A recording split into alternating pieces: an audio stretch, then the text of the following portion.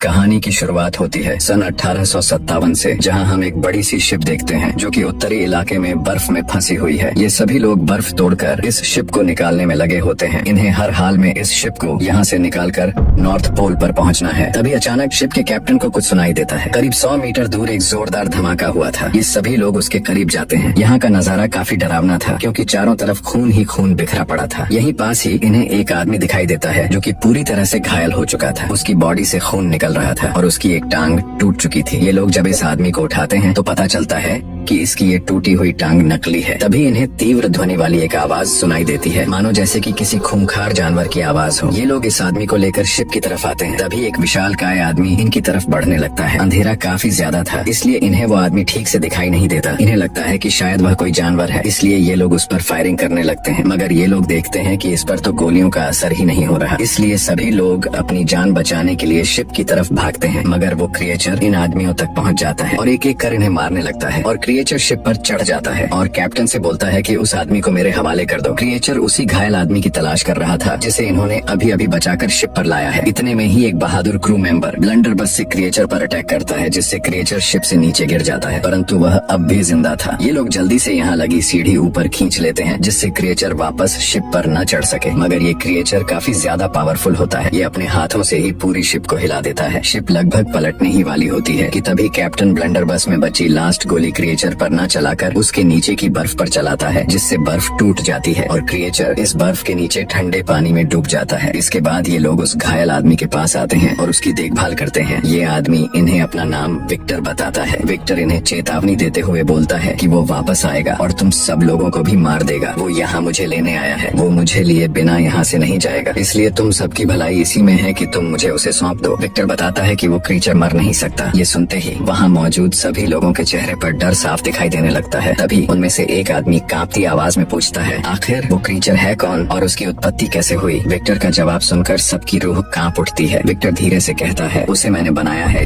इसके बाद विक्टर इन्हें शुरू से अपनी पूरी कहानी बताता है। विक्टर बताता है कि वो अपनी माँ के साथ रहता था। उसके पिता एक प्रसिद्ध सर्जन थे। उसके पिता ने उसकी माँ के प्यार के लिए नहीं बल्कि उनकी दौलत और रुतबे के लिए शादी की थी। विक्टर के पिता हमेशा उसकी माँ को टॉर्चर किया करते थे। घर में हर रोज लड़ाई झगड़े होते रहते थे। विक्टर अक्सर अपनी मॉम की चीखने चिल्लाने की आवाजें सुनता रहता था। उसके पिता विक्टर और उसकी माँ दोनों से ही नफरत करते थे। हालांकि विक्टर बचपन से ही काफी तेज दिमाग था, लेकिन उसके पिता जानबूझकर उससे मुश्किल सवाल पूछते थे और जब विक्टर जवाब नहीं दे पाता या गलत जवाब देता, उसके पिता उसे बहुत कड़ी सजा देते थे। एक दिन अचानक विक्टर की माँ की तबीयत खराब हो जाती है। उन्हें सीवियर लेबर पेन होने लगता है। घबराता हुआ विक्टर तुरंत अपने पिता को बुलाता है। विक्टर के पिता तुरंत ऑपरेशन शुरू कर देते हैं। कुछ देर बाद विक्टर की माँ एक छोटे से बच्चे को जन्म देती है। इसी दौरान विक्टर के पिता बच्चे को बचा लेते हैं, परंतु विक्टर की माँ को नहीं बचा पाते। अपनी माँ की मौत से विक्टर पूरी तरह से टूट जाता है, मानो उसकी जिंदगी में हमेशा के लिए अंधेरा छा गया हो। समय बीतता जाता है और विक्टर का छोटा भाई विलियम अब बड़ा होने लगता है, लेकिन विक्टर अक्सर नोटिस करता है कि उसके पिता विलियम से ज्यादा प्यार करते हैं। ये देखकर विक्टर के दिल में जलन पैदा होने लगती है। साथ ही उसे ये भी लगने लगता है कि उसकी माँ की मौत के जिम्मेदार उसके पिता ही हैं। उसे लगता है कि अगर उसके पिता चाहते तो उसकी माँ को बचा सकते थे। एक दिन गुस्से में विक्टर अपने पिता से लड़ पड़ता है और चिल्लाकर कहता है, आप चाहते तो माँ को बचा सकते थे, लेकिन आपने उन्हें मरने दिया। विक्टर के पिता गहरी सांस लेते हुए कहते हैं, मैंने उसे बचाने की पूरी कोशिश की थी, लेकिन मौत को कोई नहीं हरा सकता। तभी विक्टर की आंखों में एक अजीब जुनून दिखाई देता है। वो अपने पिता की तरफ देखते हुए कहता है, तो फिर मैं मौत को हराऊंगा उसी पल। विक्टर ठान लेता है कि वो मरे हुए लोगों को दोबारा जिंदा करके दिखाएगा और उसी रात विक्टर को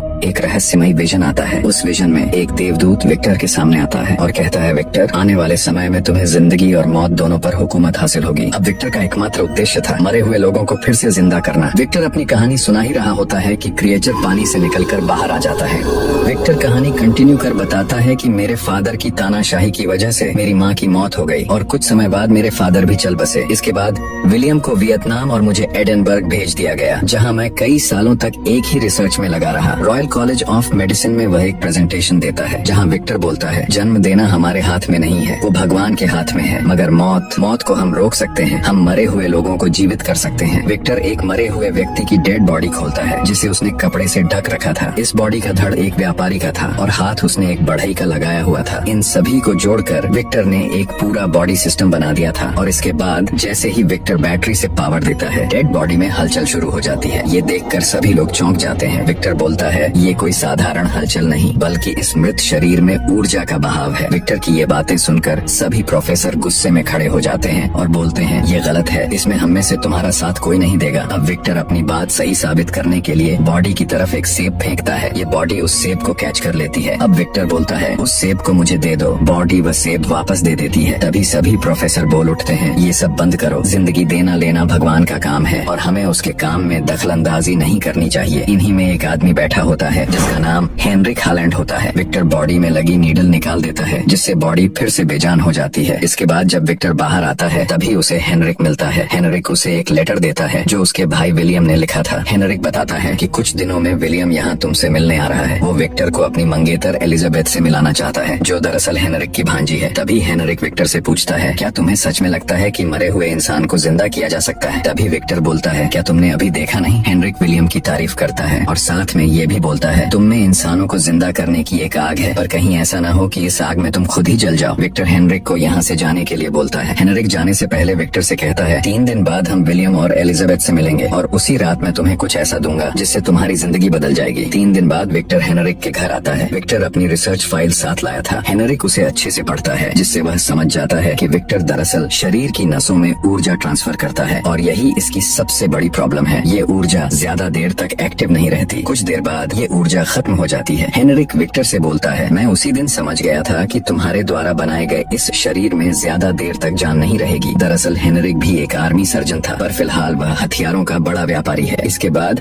हेनरिक विक्टर को एक लकड़ी का बोर्ड दिखाता है जिसमें इंसान का पूरा लिम्फेटिक सिस्टम बना होता है। हेनरिक बताता है कि इसमें मात्र 3 लीटर फ्लूइड फ्लो करता है, मगर ये सिस्टम इतना पावरफुल है कि ये पूरी बॉडी की एक्टिविटीज कंट्रोल करता है और इसका 9th कॉन्फ़िगरेशन जो हार्ट के पास होता है वो ऊर्जा को डिस्ट्रीब्यूट भी कर सकता है और स्टोर भी कर सकता है। ये देखने के बाद विक्टर को सारी चीजें क्लियर होने लगती हैं। हेनरिक विक्टर को ऑफर करता है मैं तुम्हारी रिसर्च के लिए तुम्हें अनलिमिटेड रिसोर्सेज दूंगा। तभी विक्टर बोलता है और बदले में तुम्हें क्या चाहिए? हेनरिक मुस्कुराते हुए बोलता है वो मैं तुम्हें समय आने पर बता दूंगा, अभी के लिए सिर्फ इतना ही कि मैं हर एक चीज डॉक्यूमेंट करूंगा। तभी विक्टर बोलता है मैं इसके बारे में सोचूंगा। इसके बाद विक्टर अपने छोटे भाई विलियम से मिलता है। विलियम उसे अपनी मंगेतर एलिजाबेथ से मिलाता है। ये सभी लोग साथ में डिनर करते हैं। इसके बाद कहानी प्रेजेंट में आती है। शिप के बाहर से कुछ आवाजें आती हैं। कैप्टन को पता चलता है कि वॉचमैन ने उस क्रिएचर को देखा है, लेकिन वो अब भी विक्टर को बचाना ही चाहते हैं। इसके बाद कहानी वापस पास्ट में जाती है। विक्टर, हेनरिक और विलियम एक पुरानी जगह पर जाते हैं। विक्टर डिसाइड करता है कि वो अपनी रिसर्च यहीं पूरी करेगा और विलियम उसका पूरा साथ देगा। विलियम रिसर्च में लगने वाली सारी चीजों की लिस्ट बनाना शुरू कर देता है और अब विक्टर और हेनरिक की डील भी फाइनलाइज हो जाती है। इसके बाद विक्टर अपनी रिसर्च के लिए फांसी पर चढ़ाए जा रहे लोगों की डेड बॉडी लेने जाता है। तभी उसे वहाँ एलिजाबेथ दिखाई देती है जो वहाँ से निकलकर चर्च की तरफ जा रही होती है। विक्टर भी उसके पीछे पीछे चर्च पहुँच जाता है और फादर की जगह खुद कन्फेशन बॉक्स में बैठ जाता है। तभी एलिजाबेथ कन्फेशन बॉक्स के पास आती है और कहती है मैंने तुम्हें मार्केट में ही देख लिया था, और वो ये भी जानती है कि बॉक्स के उस पार विक्टर ही बैठा है। इसके बाद विक्टर बॉक्स से बाहर आता है और फिर ये दोनों साथ में डिनर करते हैं। अब विक्टर एलिजाबेथ की तरफ अट्रैक्ट होने लगता है। धीरे धीरे वो विलियम को भी अकेला छोड़ने लगता है और ज्यादातर समय एलिजाबेथ के साथ बिताने लगता है। वहीं दूसरी तरफ विलियम इस प्रोजेक्ट में अपनी जान लगा देता है और अकेले ही पूरी लैब तैयार कर लेता है। इसके बाद विक्टर अपना एक्सपेरिमेंट शुरू करता है। उसे अपने इस एक्सपेरिमेंट के लिए अलग अलग लोगों के बॉडी पार्ट्स चाहिए थे। तभी हेनरिक विक्टर से कहता है कि अब वर्ल्ड वॉर कम होने लगे हैं, जिसकी वजह से उसके हथियारों की सेल भी बहुत कम हो गई है। उसकी कमाई के सारे रास्ते बंद हो चुके थे। हेनरिक बोलता है अगले हफ्ते एक बहुत बड़ी वॉर होने वाली है और उसमें कई सारी डेड बॉडीज इस किनारे तक बहकर आएंगी। मेरे पास बिल्कुल समय नहीं है। तुम्हें सिर्फ एक हफ्ते के अंदर ऐसा तरीका ढूंढना होगा जिससे शरीर में लंबे समय तक एनर्जी स्टोर की जा सके। कुछ समय बाद एलिजाबेथ विक्टर से मिलने आती है। उसे देखकर विक्टर बेहद खुश हो जाता है। वो एलिजाबेथ से कहता है हम दोनों एक दूसरे को पसंद करते हैं, मुझे लगता है हमें शादी कर लेनी चाहिए। लेकिन तभी एलिजाबेथ कहती है ऐसा नहीं हो सकता क्योंकि मैं विलियम को चुन चुकी हूँ। ये सुनते ही विक्टर का दिल टूट जाता है और एलिजाबेथ भी वहाँ से चली जाती है। इसके बाद विक्टर पूरी तरह मायूस हो जाता है और अपनी रिसर्च हमेशा के लिए छोड़ देने का फैसला कर लेता है। लेकिन तभी विक्टर के दिमाग में एक खतरनाक आइडिया आता है और यहीं से उसकी रिसर्च को मिलने वाला था फाइनल ब्रेक थ्रू। इसके बाद विक्टर बैटलफील्ड में जाता है जहाँ चारों तरफ सिर्फ लाशें ही लाशें पड़ी थी। उसे कुछ लंबे चौड़े स्पेसिमेन चाहिए थे ताकि वो आसानी से एक परफेक्ट बॉडी असेंबल कर सके। वो कई सारी डेड बॉडीज को काटता है और उन्हें आपस में जोड़कर एक पूरे इंसान की बॉडी तैयार तैयार करता है और आखिर में उस बॉडी के अंदर एक बैटरी फिट कर देता है। वहीं हेनरिक हर एक प्रोसेस की तस्वीरें क्लिक कर रहा था। अब इनकी टेस्ट बॉडी पूरी तरह तैयार हो चुकी थी। बाहर तूफान बेहद तेज हो चुका था। आसमान में लगातार बिजली चमक रही थी और बॉडी की बैटरी चार्ज करने के लिए विक्टर को बस इसी पल का इंतजार था। विक्टर हेनरिक को बताने के लिए नीचे जाता है, मगर तभी वो देखता है कि हेनरिक कोई मेडिसिन ले रहा है। तब विक्टर को पता चलता है कि हेनरिक को शिपवेलोसिस नाम की बीमारी है और वो बहुत जल्द मरने वाला है। तभी हेनरिक विक्टर से कहता है, अब तक मैंने तुम्हारे लिए जो कुछ भी किया है उसकी मुझे कीमत चाहिए, और वो कीमत है मेरा नया शरीर। लेकिन विक्टर साफ मना कर देता है। वो कहता है, ऐसा नहीं हो सकता क्योंकि तुम्हारा शरीर अंदर से पूरी तरह सड़ चुका है। इसके बाद विक्टर टावर की छत पर एंटीना लगाने चला जाता है। हेनरिक भी उसके पीछे पीछे पहुंच जाता है और उसे बार बार समझाने की कोशिश करता है। वो कहता है, तुम्हें जो चाहिए मैं दूंगा, यहाँ तक कि एलिजाबेथ भी। लेकिन विक्टर अपना फैसला सुनाते हुए हेनरिक को साफ इनकार कर देता है। इसके बाद हेनरिक गुस्से में विक्टर को धमकाने लगता है और देखते ही देखते दोनों के बीच भयंकर हाथापाई शुरू हो जाती है और इसी लड़ाई में हेनरिक टावर से नीचे गिर जाता है। विक्टर उसे बचाने के लिए नीचे भागता है, मगर तब तक बहुत देर हो चुकी होती है। हेनरिक मर चुका होता है। इसके बाद विक्टर बिना एक सेकंड गंवाए अपनी सारी मशीनें ऑन कर देता है। मशीनें ऑन होते ही बॉडी में तेज करंट दौड़ने लगता है। तभी आसमान से एक जबरदस्त बिजली गिरती है जो सीधे एंटीना से टकराती है और एंटीना से होते हुए पूरी बॉडी में फैल जाती है। लेकिन इतना सब होने के बाद भी उस बॉडी का दिल नहीं धड़कता। विक्टर पूरी तरह टूट जाता है। उसे लगता है कि उसका एक्सपेरिमेंट फेल हो चुका है। वो अपने भगवान को कोसने लगता है कि उन्होंने उससे झूठ बोला था। लेकिन तभी उसी रात उसे फिर से वही देवदूत दिखाई देता है और जैसे ही विक्टर अपनी आंखें खोलता है वो देखता है कि उसका बनाया हुआ क्रिएचर उसके ठीक सामने खड़ा है। ये देखकर विक्टर शॉक हो जाता है। विक्टर क्रिएचर से इशारों में बात करने की कोशिश करता है, फिर धीरे धीरे उसकी बैंडेज निकालने लगता है और उसे सनलाइट में ले जाता है। इसके बाद विक्टर उसे अपना नाम बताता है, विक्टर, और तभी वो क्रिएचर भी पहली बार वही नाम दोहराता है, विक्टर। इसके बाद विक्टर इस क्रिएचर के सीने पर कान लगाकर सुनता है। विक्टर देखता है कि क्रिएचर का दिल अब धड़क रहा है। इसके बाद विक्टर क्रिएचर को जंजीरों से बांध देता है। क्रिएचर के लिए अभी ये सारी चीजें बिल्कुल नई होती हैं, मानो किसी न्यूबॉर्न बेबी की तरह। काफी दिनों तक विक्टर क्रिएचर की देखभाल करता है, परंतु क्रिएचर की हरकतें काफी अजीब होती हैं। एक दिन क्रिएचर खुद ही अपना हाथ काट लेता है, मगर विक्टर देखता है कि क्रिएचर का घाव अपने आप ही भरने लगता है। विक्टर उसे शांत करवाता है और उसे रस्सी से बांध देता है। विक्टर चाहता है कि क्रिएचर उसके नाम के अलावा और भी चीजें जाने और बोले, मगर ऐसा नहीं होता। ये क्रिएचर उसके नाम के अलावा और कोई चीज नहीं बोलता और अब क्रिएचर विक्टर से डरने भी लगता है। विक्टर क्रिएचर से पूछता है, तुम आखिर डर क्यों रहे हो? तुम्हें मैंने ही बनाया है। तभी वहाँ पर विलियम और एलिजाबेथ आ जाते हैं। विक्टर इन्हें अपने द्वारा बनाया हुआ ये क्रिएचर दिखाना चाहता था, मगर इतने में एलिजाबेथ विक्टर से पूछ लेती है, मेरे अंकल कहाँ हैं? विक्टर बोलता है, वो यहाँ पर नहीं है। तभी एलिजाबेथ को उस क्रिएचर की आवाज सुनाई देती है और वह क्रिएचर के पास जाती है। वह अपना हाथ आगे बढ़ाती है और क्रिएचर को टच करती है और क्रिएचर भी एलिजाबेथ का हाथ पकड़ लेता है। तभी वह क्रिएचर के शरीर पर घाव के निशान देखती है और विक्टर से पूछती है, आखिर ये कौन है? क्या तुमने इसे मारा है? विक्टर बताता है, मैंने इसे मारा नहीं है, बल्कि मैंने इसे जिंदगी दी है। इसे मैंने ही बनाया है। हालांकि ये अभी उतना समझदार नहीं है, इसलिए मैंने इसे बांध कर रखा है। इसके बाद रात होती है, सभी लोग सो रहे होते हैं। तभी अचानक एलिजाबेथ उठती है और क्रिएचर के पास जाकर बैठ जाती है। एलिजाबेथ उसे अपना नाम बताती है और उसे अपना नाम दोहराने के लिए बोलती है। क्रिएचर उस समय कुछ नहीं बोलता और जैसे ही एलिजाबेथ पीछे मुड़ती है, क्रिएचर धीरे से बोलता है, एलिजाबेथ। तभी विक्टर आ जाता है। वह एलिजाबेथ को क्रिएचर से दूर रहने के लिए बोलता है। वह बोलता है, क्रिएचर बिल्कुल भी समझदार नहीं है, वह कुछ गलत भी कर सकता है। ये क्रिएचर बस एक नाम जानता है, विक्टर। लेकिन एलिजाबेथ बोलती है, हाँ, अभी के लिए हो सकता है कि ये एक शब्द ही उसकी जिंदगी हो, मगर वो एक प्योर सोल है। तभी विक्टर एलिजाबेथ से बोलता है, तुम कहना क्या चाहती हो? एलिजाबेथ बोलती है, मुझे उसकी आंखों में दर्द और प्यार दिखता है। तभी विक्टर गुस्से में बोलता है, और मेरे प्यार का क्या? इसके बाद विक्टर क्रिएचर के पास जाता है और अपना सारा गुस्सा क्रिएचर पर निकालने लगता है। वो क्रिएचर से बोलता है, एलिजाबेथ को लगता है कि तेरा दिल एकदम साफ है और मैं विलेन हूँ। विक्टर क्रिएचर को बांध देता है और उसे आयरन रॉड से मारने लगता है। विक्टर क्रिएचर से बोलता है, तू सिर्फ मेरे आदेश मानेगा और कुछ नहीं। तभी क्रिएचर आयरन रॉड पकड़ लेता है और अपने हाथों से उसे टेढ़ी कर देता है और जोर जोर से चिल्लाने लगता है, विक्टर, विक्टर। इसके बाद विक्टर बाहर आता है और विलियम से बोलता है, मैंने बहुत बड़ी गलती कर दी है। ये क्रिएचर काफी डेंजरस है, मुझे इसे नहीं बनाना चाहिए था। विक्टर विलियम को हेनरी की डेड बॉडी दिखाता है और बताता है कि हेनरी को उस क्रिएचर ने गुस्से में मार दिया है। इसके बाद विक्टर विलियम से बोलता है कि वह एलिजाबेथ को लेकर यहाँ से चला जाए और उसे इसके बारे में कुछ भी न बताए। विलियम ऐसा ही करता है। वह एलिजाबेथ को लेकर वहाँ से निकलता है, पर जाते वक्त वह विक्टर से पूछता है, आखिर ये क्रिएचर कब तक जिंदा रहेगा? विक्टर बोलता है, बहुत ही कम। इनके जाने के बाद विक्टर इस टावर पर आग लगाने की तैयारी में लग जाता है। विलियम और एलिजाबेथ दोनों जा रहे होते हैं। तभी एलिजाबेथ विलियम से बोलती है, मेरे मन में बहुत बुरे ख्याल आ रहे हैं। वह कैरेज रुकवाने के लिए बोलती है। विलियम रुकने से मना करता है, मगर एलिजाबेथ बोलती है, अगर तुम नहीं रुके तो मैं कूद जाऊंगी। इधर विक्टर क्रिएचर से बोलता है, तुम विक्टर के अलावा कोई एक और नया शब्द बोल दो तो मैं तुम्हें छोड़ दूंगा। क्रिएचर बोलता है, एलिजाबेथ। ये सुनकर विक्टर को और भी ज्यादा गुस्सा आ जाता है। विक्टर बाहर जाता है और टॉवर पर आग लगा देता है। आग की लपटें क्रिएचर तक पहुंचने लगती हैं। क्रिएचर दर्द में चिल्लाता है, विक्टर विक्टर प्लीज। इसके बाद विक्टर अंदर जाने की कोशिश करता है, मगर तभी एक जबरदस्त ब्लास्ट होता है जिससे विक्टर दूर जाकर गिरता है और उसकी एक टांग टूट जाती है। पूरा टॉवर तहस नहस हो जाता है। तभी विलियम और एलिजाबेथ समय पर वहाँ पहुँच जाते हैं और विक्टर को बचा लेते हैं।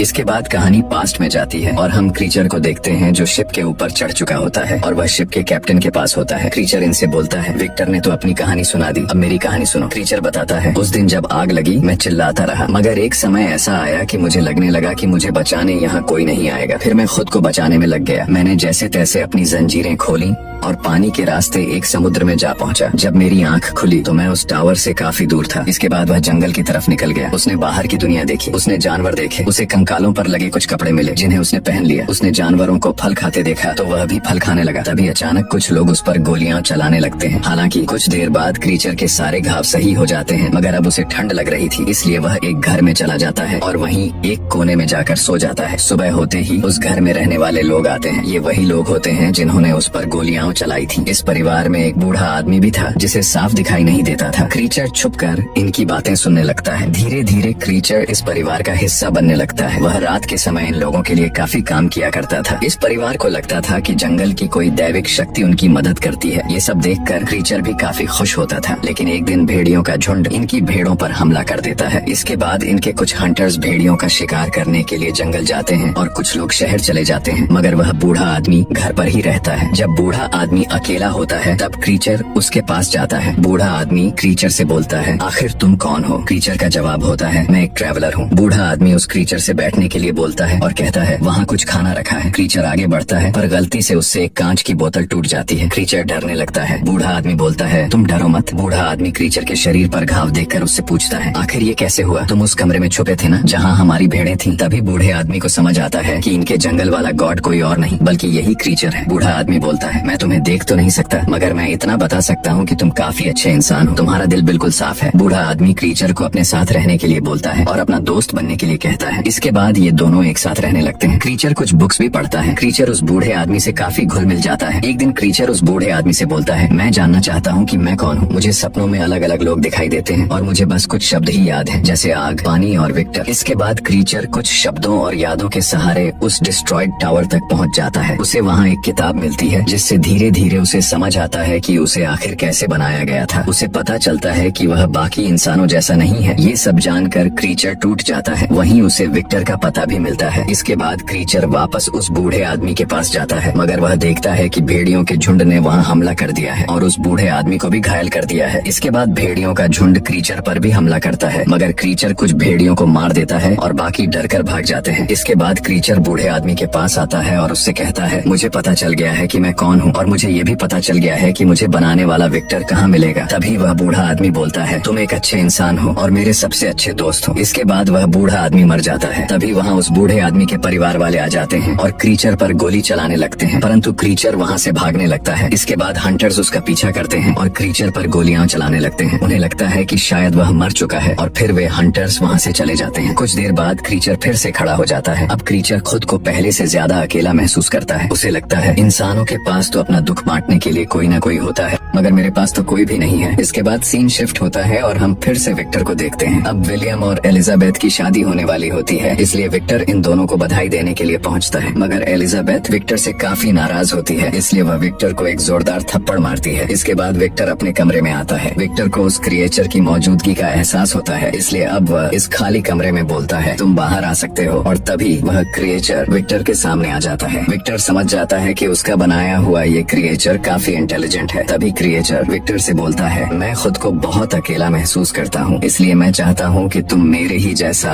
एक और मॉन्स्टर बनाओ। विक्टर बोलता है, मैं ऐसा नहीं करूँगा। मैंने तुम्हें बनाकर जो गलती की है, ये गलती मैं दोबारा नहीं करूँगा। तभी क्रिएचर बोलता है, मैं मर नहीं सकता, मैं ये जिंदगी अकेला कैसे जीऊंगा, इसीलिए तुम मेरे ही जैसा एक मॉन्स्टर बना दो जिससे मैं अपने सुख दुख बांट सकूं। विक्टर बोलता है, अगर मैंने एक और मॉन्स्टर बना दिया तो तुम लोग रिप्रोड्यूस करोगे और फिर इस धरती पर मॉन्स्टर ही मॉन्स्टर होंगे, इसलिए मैं ऐसा बिल्कुल नहीं करूंगा। इसके बाद क्रिएचर को गुस्सा आ जाता है है और वो विक्टर पर अटैक कर देता है। वह चिल्लाते हुए बोलता है, अगर तुम मुझे प्यार नहीं दे सकते तो मेरे क्रोध को सहना होगा। शोर सुनकर एलिजाबेथ वहाँ चली आती है। एलिजाबेथ और क्रिएचर एक दूसरे को देखते हैं, मगर इतने में ही विक्टर क्रिएचर पर गोली चला देता है, लेकिन एलिजाबेथ सामने आ जाती है, जिससे गोली एलिजाबेथ को लग जाती है। एलिजाबेथ इस क्रिएचर से बोलती है, मुझे अपने साथ लेकर चलो। इसके बाद ये क्रिएचर एलिजाबेथ को उठाकर वहाँ से बाहर जाने लगता है और इसी अफरा तफरी में विलियम भी घायल हो जाता है। विक्टर विलियम को बचाने की काफी कोशिश करता है। तभी विलियम विक्टर से बोलता है, मैं तुम्हारी काफी इज्जत करता हूँ, मगर आपसे एक बात जरूर कहूंगा कि ये सब का कारण सिर्फ आप हैं। असली मॉन्स्टर वो नहीं बल्कि तुम हो। और इसके बाद विलियम की मौत हो जाती है। इसके बाद विक्टर एक गन निकाल लेता है और वह उस क्रिएचर के पीछे जाता है। इसके बाद हम क्रिएचर को देखते हैं जो एलिजाबेथ को एक गुफा के पास लेकर आता है। एलिजाबेथ क्रिएचर से प्यार करने लगी थी। एलिजाबेथ क्रिएचर से बोलती है, मैं तुम्हें देखते हुए मरना चाहती हूँ। इसके बाद विक्टर भी वहाँ आ जाता है, मगर वह देखता है कि वहाँ पर सिर्फ एलिजाबेथ की डेड बॉडी पड़ी है। तभी वह क्रिएचर विक्टर पर हमला करता है और विक्टर से बोलता है, तुमने मुझे मॉन्स्टर कहा था ना, तुम्हें बताता हूँ कि एक मॉन्स्टर क्या कर सकता है। इसके बाद क्रिएचर वहाँ से चला जाता है। विक्टर उसका पीछा करता है, मगर क्रिएचर बर्फ में अचानक कहीं गायब हो जाता है। विक्टर कई दिनों तक उस क्रिएचर को ढूंढता रहता है। एक दिन विक्टर को क्रिएचर मिल जाता है। तभी विक्टर अपनी गन लोड करता है और उस क्रिएचर के हाथ पर गोली मारता है, मगर गोली से क्रिएचर का कुछ नहीं होता। फिर क्रिएचर विक्टर को खींचता हुआ ले जाता है। विक्टर क्रिएचर को मारने के लिए एक डायनामाइट लाया था। ये क्रिएचर उस डायनामाइट को जलाता है और विक्टर को वहाँ से भागने के लिए बोलता है। विक्टर वहाँ से भागता है और ये डायनामाइट क्रिएचर अपने हाथ में ही ब्लास्ट कर लेता है, मगर इससे भी क्रिएचर नहीं मरता। क्रिएचर पूरी तरह से जल चुका था, मगर वह फिर से रिकवर होने लगता है। अब क्रिएचर के पास सिर्फ एक रास्ता था कि उसी के जैसा एक और मॉन्स्टर बने जिसके साथ वह रह सके, और इसीलिए वह विक्टर से बार बार बोलता था कि उसे उसी के जैसा एक साथी चाहिए। तभी वहाँ उस शिप के क्रू मेंबर आकर विक्टर को बचाते हैं। इसके बाद कहानी प्रेजेंट में आती है। क्रिएचर और विक्टर आमने सामने होते हैं। तभी क्रिएचर विक्टर से बोलता है, मेरा खून बहेगा, मेरे साथ कुछ भी होगा, मगर मेरा अंत नहीं होगा। मैं चाहकर भी नहीं मर सकता, इसलिए मुझे जिंदगी जीने के लिए एक साथी चाहिए। क्रिएचर भी अपनी जगह बिल्कुल सही होता है। तभी विक्टर को भी अपनी गलती का एहसास होता है और वह क्रिएचर से ये बोलते हुए माफी मांगता है, मुझे माफ कर दो मेरे बेटे। क्रिएचर भी विक्टर की बात को समझता है और उसे अपनी गलती का एहसास होता है। क्रिएचर को लगता है कि अब उसका फादर विक्टर मरने वाला है, इसलिए वह विक्टर से बोलता है, जो लहर मुझे यहाँ लाई है वही लहर अब तुम्हें ले जाएगी। विक्टर प्यार से उस क्रिएचर को अपना बेटा बोलते हुए कहता है, तुम मर नहीं सकते मेरे बेटे, मगर तुम जीने का कोई तरीका ढूंढो। विक्टर क्रिएचर से आखिरी बार उसका नाम बोलने के लिए कहता है, वो नाम जो कभी उसके लिए पूरी जिंदगी था। क्रिएचर बोलता है, विक्टर विक्टर जाओ, मैं भी तुम्हें माफ करता हूँ। और इसके बाद विक्टर की मौत हो जाती है। क्रिएचर बोलता है, अब तुम आराम करो फादर, उम्मीद है कि अगले जन्म में हम दोनों अच्छे इंसान बन सकें। इसके बाद क्रिएचर भी मायूस होकर उस शिप से नीचे उतरता है और उनकी इस फंसी हुई शिप को धक्का देता है। शिप वहाँ से निकल जाती है और ये लोग भी वहाँ से चले जाते हैं और ये स्टोरी यहीं खत्म हो जाती है। दोस्तों, ये स्टोरी अच्छी लगी हो